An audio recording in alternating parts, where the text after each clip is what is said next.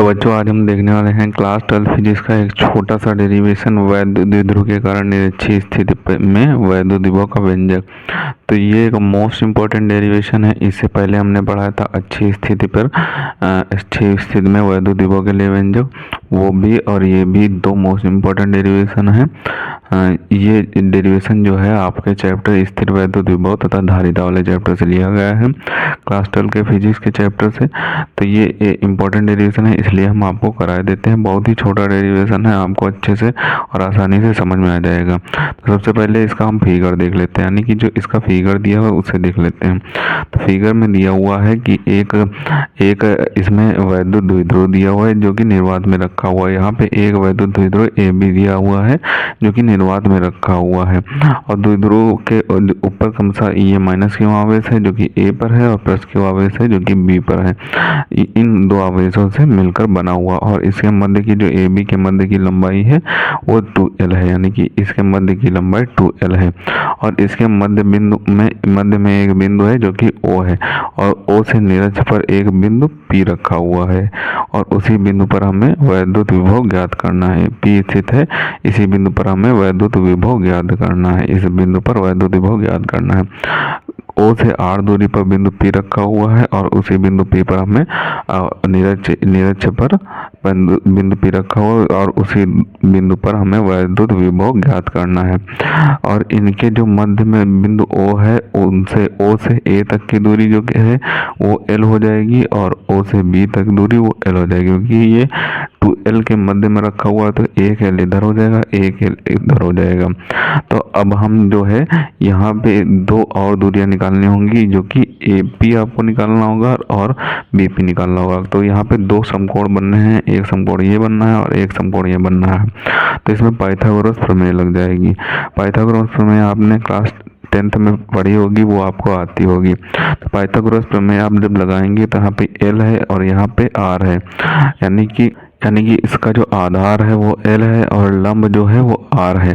तो इसका जो कर्ण होगा वो √L² प्लस R² हो जाएगा, यानी कि R² प्लस L² लिखें या फिर L² प्लस R² लिखें। तो इसका जो कर्ण होगा वो R² प्लस L² हो जाएगा, √R² प्लस L² हो जाएगा। तो ये इसका कर्ण हो जाएगा।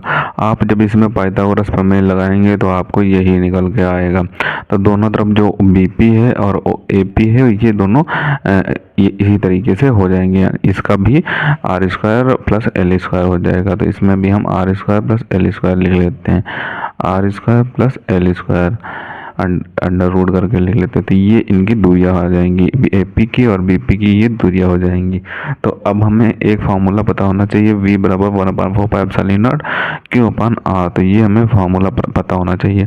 तो उसी के फार्मूले के बेस पर हम इसे ज्ञात करेंगे। सबसे पहले तो आपको ये थ्योरी लिख लेनी है, जैसा कि हमने बताया था वैसे ही आपको थ्योरी लिख लेनी है कि माना एक वैद्युत द्विध्रुव AB निर्वात या फिर वायु में रखा हुआ है, AB निर्वात या फिर वायु में रखा हुआ है। द्विध्रुव पर क्रमशः माइनस क्यू आवेश तथा प्लस क्यू आवेश से मिलकर बना है, यानी कि ये जो AB द्विध्रुव है ये माइनस क्यू आवेश तथा प्लस क्यू आवेश से मिलकर बना हुआ है। द्विध्रुव की लंबाई 2l है, यानी कि इस द्विध्रुव की लंबाई 2l है, ये बिल्कुल लेना। और द्विध्रुव के मध्य में बिंदु O से R दूरी पर इसके निरक्ष में एक बिंदु P स्थित है, यानी कि द्विध्रुव के मध्य में बिंदु O से R दूरी पर निरक्ष में इसके बिंदु एक P स्थित है, और बिंदु P पर हमें वैद्युत विभव ज्ञात करना है, यानी कि बिंदु B पर हमें वैद्युत विभव ज्ञात करना है। वैद्युत विभव का फॉर्मूला होता है V बराबर 1/4πε0 Q/R। ये सूत्र से हमें याद करना है। तो इसी फार्मूले के बेस पे हमें निकालना होगा। सबसे पहले प्लस क्यू आवेश के कारण बिंदु P पर वैद्युत विभव ज्ञात कर लेते हैं। तो प्लस क्यू आवेश के कारण जो दूरी वो आपकी हो जाएगी वो हो जाएगी √R² प्लस L², यानी कि जो R होगी आपकी प्लस क्यू आवेश के कारण वो हो जाएगी √R² प्लस L²। तो V1 बराबर हो जाएगा 1/4πε0। प्लस क्यू आवेश के लिए निकालना तो प्लस क्यू रख लेंगे, अपान में √R² प्लस L² हो जाएगा। अब माइनस क्यू आवेश के कारण इसी प्रकार से निकालेंगे, तो माइनस क्यू आवेश के कारण बिंदु P पर वैद्युत विभव जो होगा वो हो जाएगा V2 बराबर 1/4πε0। और यहाँ पे माइनस क्यू आवेश के कारण हम निकाल रहे हैं, तो minus Q upon under root R square plus L square, क्योंकि इसकी भी दूरी जो है माइनस क्यू आवेश के कारण बिंदु पी पर तक जो दूरी है वो भी प्लस में ही है, under root R square plus L square हो जाएगी।